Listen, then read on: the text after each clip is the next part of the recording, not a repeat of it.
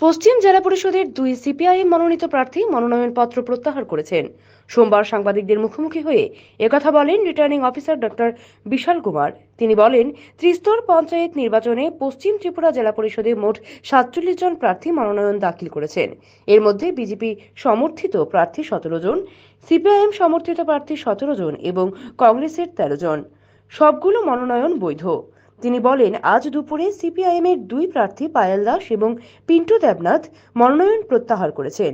এদিন তিনি বলেন, পশ্চিম ত্রিপুরা জেলা পরিষদে মোট ৫৬টি মনোনয়নপত্র দাখিল করা হয়েছে। পঞ্চায়েত নির্বাচনে আইন শৃঙ্খলা পরিস্থিতি স্বাভাবিক রাখতে রাজ্যে কেন্দ্রীয় আধা সামরিক বাহিনী পৌঁছেছে। নির্বাচন অবাধ এবং শান্তিপূর্ণভাবে সম্পন্ন করার জন্যই সব রকমের ব্যবস্থা গ্রহণ করা হচ্ছে।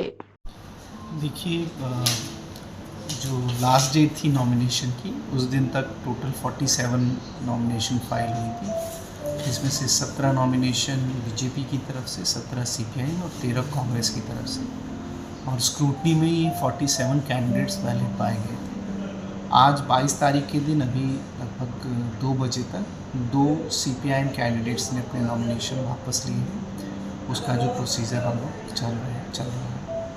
और मैं आपके माध्यम से सभी वोटर्स को आश्वासन देता हूं कि सिक्योरिटी रिलेटेड कोई भी कमियां नहीं होंगी।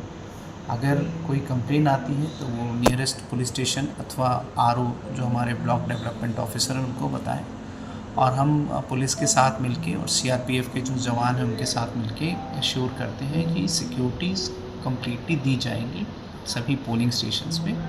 अभी जो हमारा सिक्योरिटी प्लान है, इसमें हम लोग 4 टीएसआर अथवा स्टेट पुलिस के जवान पोलिंग स्टेशन पे रहेंगे, और जो सीआरपीएफ के जवान हैं वो स्ट्राइक फोर्स की तरह पोलिंग और पोलिंग से पहले हमारी मदद के लिए रहेंगे।